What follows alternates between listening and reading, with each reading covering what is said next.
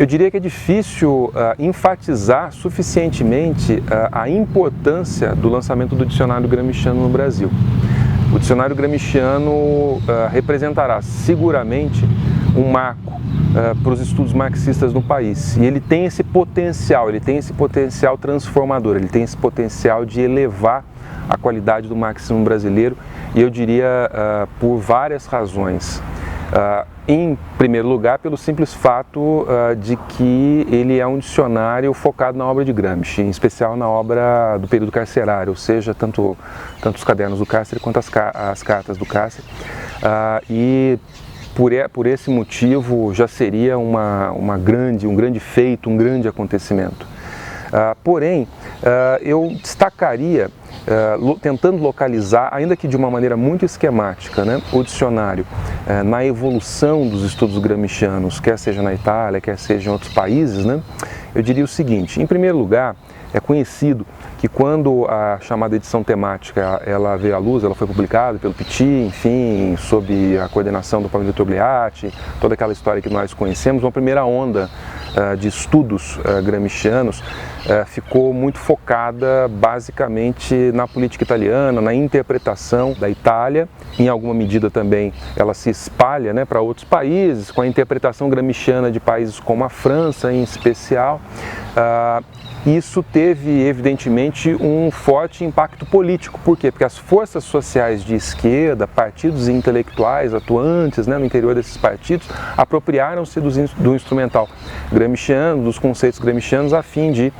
construir interpretações sobre as classes sociais, o desenvolvimento histórico, o processo de proletarização, lutas sociais, a relação do partido político com o Estado, a relação da construção do próprio partido político com os seus intelectuais nacionais, e assim por diante. E esse primeiro período, ele foi, vamos dizer assim, muito frutífero por um lado, mas muito marcado também por interpretações esquemáticas, algumas vezes equivocadas, né, do sentido e do repertório que, de fato, você encontra nos cadernos do cárcere, em especial, né, na obra carcerária gramsciana. E uma segunda onda, né, que sucede essa primeira, que é vamos dizer assim, uma onda basicamente marcada pela edição temática, né, é fundamentalmente a edição crítica, ou seja, meados da década de 70, 1975, é lançado, né, é lançada a edição crítica com um profundo apuro teórico, com um trato muito, vamos dizer assim, muito importante, muito detalhado, muito minucioso dos conceitos, né? Ou seja, da maneira como Gramsci trabalhava no cárcere, expondo em grande medida o seu, entre aspas, método, né, desenvolvido no cárcere, ou seja, mostrando essa dinâmica, por assim dizer, do seu pensamento, reconstruindo em grande medida a dinâmica do seu pensamento carcerário. Por quê? Porque os cadernos do cárcere, como nós sabemos, né, são basicamente uma obra aberta, inconclusa, e uma obra que tem uma dinâmica própria, né? Ou seja, era um projeto inicialmente de análise de uma série de temas e questões da história europeia, da história universal, enfim, do imperialismo e assim por diante, que foi se desdobrando, quer dizer, um projeto que foi se desdobrando, foi amadurecendo, né? Essa segunda onda de estudos gramscianos, pioneiramente sumarizada, né, na obra da Christine Busch-Glucksmann, Gramsci Estado, né,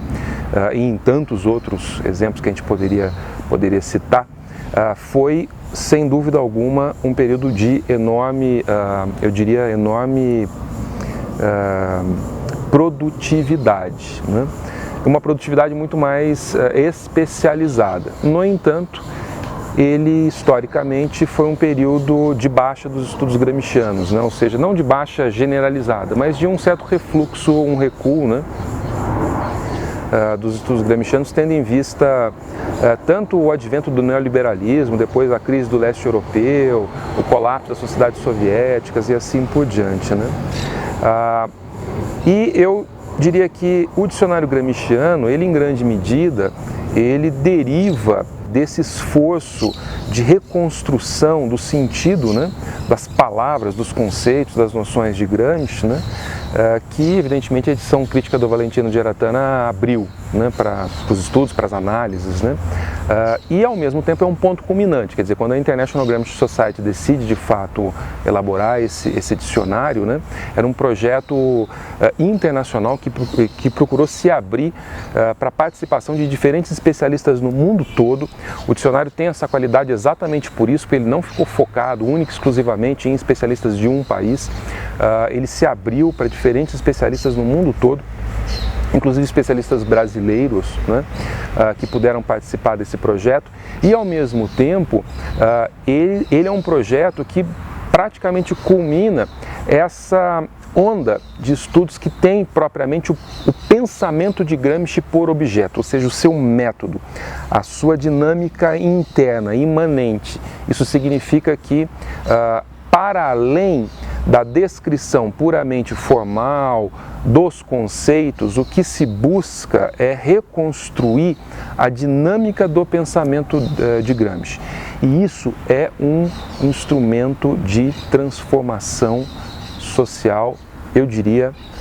excepcional para quem se reivindica marxista, ou seja, para aqueles que se colocam na perspectiva de uma transformação socialista da sociedade, né? Por quê? Porque Gramsci é um pensador revolucionário e Gramsci é um pensador cujo intelecto é muito produtivo para a análise da vida política, mas a análise da vida política não como uma análise superficial da cena política, a análise da vida política como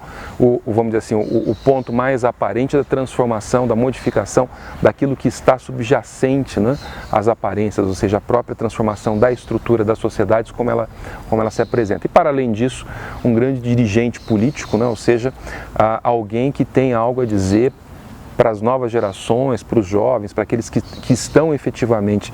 debutando, por assim dizer, na luta política hoje, né? Nesse momento muito tumultuado, muito sinistro que a gente vive na história brasileira, pode oferecer algo muito útil, que é uma forma de organização política, um debate, uma forma de organização política.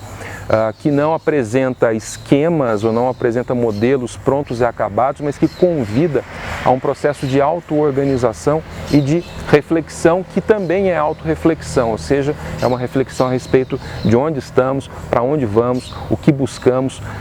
aonde queremos chegar, tudo aquilo que aponta para uma renovação, uma espécie de refundação da estratégia socialista, ou seja, a esquerda brasileira e internacional, ela é muito carente disso, ela é muito carente de uma reflexão sistemática sobre a estratégia socialista. E o pensamento de Gramsci é um pensamento essencialmente estratégico. É um pensamento político, aberto, crítico e essencialmente estratégico. É por isso que o dicionário gramsciano, tendo em vista o seu projeto, tendo em vista as suas qualidades, né, ele é tão fundamental para o tempo presente.